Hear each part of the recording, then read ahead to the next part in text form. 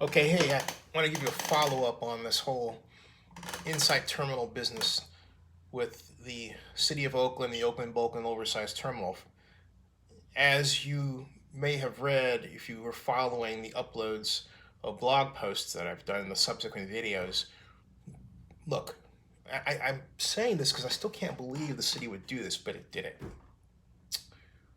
It covered up knowledge of the use of coal, or not so much the use of coal, contracting with coal shippers, coal extractors, to use the Oakland bulk and oversized terminal. Because all of a sudden, this is what the evidence that I've discovered is pointing to, it became politically hot to deal with coal. In other words, the city of Oakland, in the form of Pat Cashman, who hired me to work for the city of Oakland way back in 1987 when I was a grad student at Cal. And I still consider a friend to this day, but I got to tell what happened because it's all out there in black and white. It hasn't been reported on by media that has, well, look, every media, including mine, has an agenda. Okay, I'm talking to you because the executives of both Inside Terminal Solutions LLC and California Capital Investment Group have a story they want told. And the story is that the city of Oakland knew coal was involved in this thing, but not only that, helped plan for coal to be shipped through Oakland via the Oakland bulk and oversized terminal. Now, how do I feel about that? Hey, look, I feel like this. First of all, I've been a proponent of this project for its entire 30-year existence. Yeah, the idea has been around that long. Before the city of Oakland issued a request for qualifications, request for proposals back in 2008 through 2009, before the city of Oakland engaged in studies in 2010 and 2011, this idea of a bulk terminal has been the gleam in the eye of port planners, port commissioners, fans of the port for 30 years. Okay? And Phil Tagami thought, hey, this is a great idea to have this kind of facility as part of a larger logistics terminal because it's a market out there worldwide to be had. But then Tom Steyer came along and spent millions, 121 million.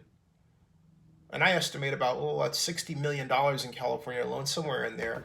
But at any rate, a lot of money on legislation, political office holders, folks seeking political office, and nonprofit organizations, and some for-profits as well, all to the point of quite literally shifting the populace thinking regarding energy. You would say, why? Well, let me give you a hint.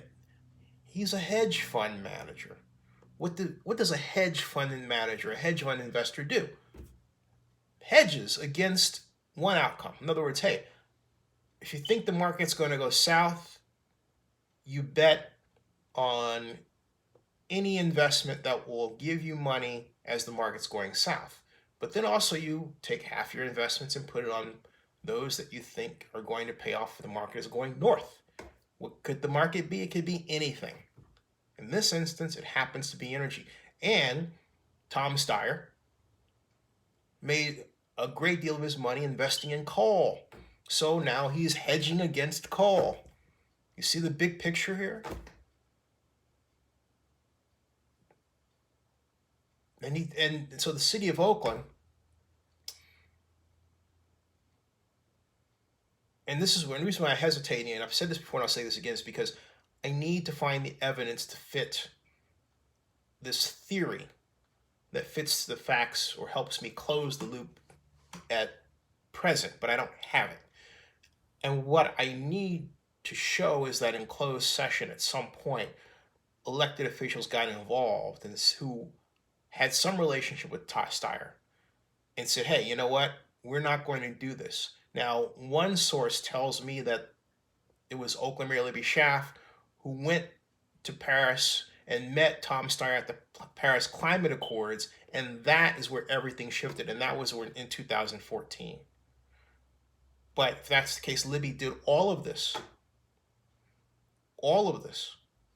with total lack of knowledge, I would think, as opposed to lack of respect for the existing development agreement. I don't believe Libby actually thought, hey, we got a development agreement out there. And when it was brought to her attention, this is my theory, okay? She acted much in the same way that she acted regarding not getting 66% of the vote for the parcel tax she wanted to fund her Oakland Promise program, which is to say, hey, look, I got 62%, and therefore the majority really wanted it, so I can handle altering the law to get, because I'm 4% off. In other words, it's a form of, some people think it's a form of dictatorship. I think so. It's like, hey, look, I want this. I have the moral high ground, and therefore you're going to do it. Period. I don't care what the law says, you're going to do it. So we have two examples of that kind of approach. A known example in the case of the Oakland Promise, and a sample and another example that seems to be the case.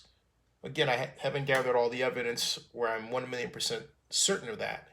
In the instance of the Oakland Oversized terminal and inside Terminal Solutions in California Capital Investment Group. That's the update. See ya.